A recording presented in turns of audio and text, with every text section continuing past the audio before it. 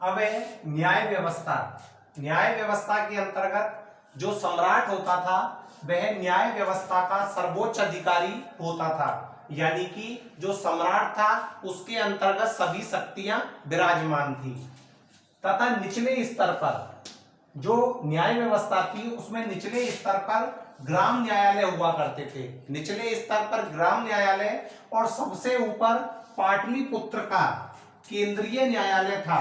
यानी जैसे हमारे सर्वोच्च न्यायालय है नई दिल्ली में स्थित है, उसी प्रकार से जो सबसे ऊपर था वो पाटलिपुत्र के अंतर्गत यानी कि राजधानी के अंतर्गत केंद्रीय न्यायालय था। सामान्यतः जो न्यायालय थे वह दो प्रकार के थे। न्यायालयों के कितने प्रकार थे? दो, जिनमें सबसे पहला था धर्मस्थीय न्यायालय। धर्मस्थीय न्यायालय कौन से न्यायालय होते थे? यानी कि जो एक तरीके से दीवानी अदालतें कहलाती थी। धर्मस्थीय न्यायालयों को दीवानी अदालत भी कहा जाता था।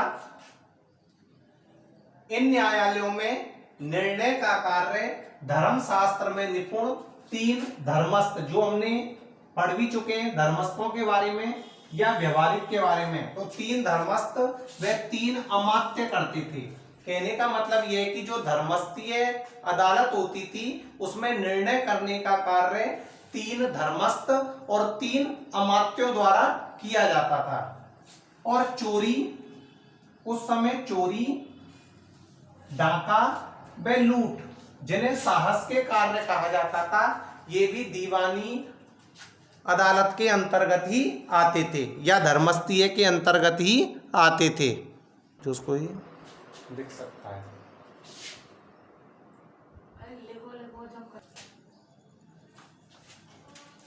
कुवचन, मानहानि, मारपीट के मामले भी धर्मस्थीय के अंतर्गत ही आते थे।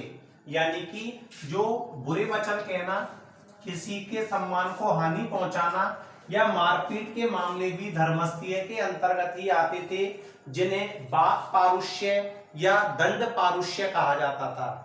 यानी कि मौर्यकालीन जो समय था उसमें कुवचन, मानहानि और मारपीट के मामले भी धर्मस्थीय के अंतर्गत ही आते थे, जिन्हें वाक पारुष्य या दंड पारुष्य भी कहा जाता था। इसके बाद है कंटक शोधन। जो कंटक शोधन है यह दूसरे नंबर का है। कहने का अर्थ है कि न्यायालय दो प्रकार के थे, एक तो धर्मस्थीय और दूसरा कंटक शोधन। यानी कि कंटक शोधन एक तरीके से फौजदारी अदालतें थी, तो कंटक शोधन फौजदारी अदालत थी और इसमें न्याय करने का काम तीन प्रदृष्टि तथा तीन अमात्य किया करते थे। तीन प्रदृष्टि और तीन अमात्यों द्वारा निर्णय करने का कार्य किया जाता था। इसमें नगर न्यायाधीश को व्यवहारिक महामात्र व जनपद न्यायाधीश को राजयुक्त के नाम से जाना जाता था।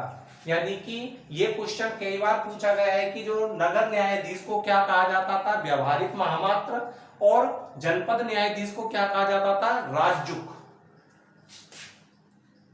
चाणक्य के अनुसार कानून के चार अंग बताए गए हैं। यानी कि जो चाणक्य है वो कानून के चार अंग बताता है: धर्म, व्यवहार, चरित्र और शासन। धर्म, व्यवहार, चरित्र और शासन।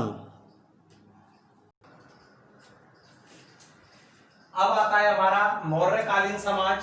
मौर्यकालीन समाज में कौटिल्य के अर्थशास्त्र व मेगस्थनीज के इंडिका से मौर्यकालीन समाज की हमें जानकारी मिलती है।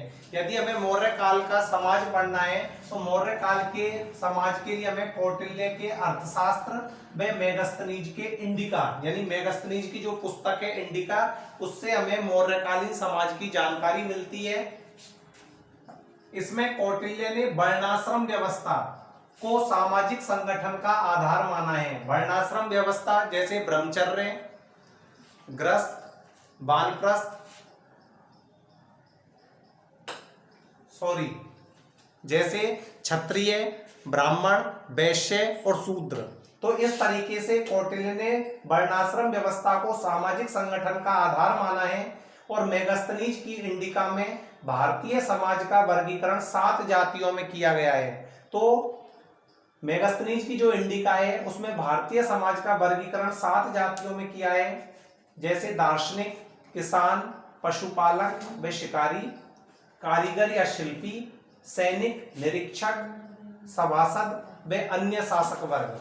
यानी कि इसमें जो ये लिखा हुआ है कारीगर या शिल्पी, तो इस तरीके से भारतीय समाज का वर्गीकरण, ये भी क्वेश्चन पूछा जाता है कि मेगस्थनीज की इंडिका में भारतीय समाज का वर्गीकरण 7 जातियों में किया गया है।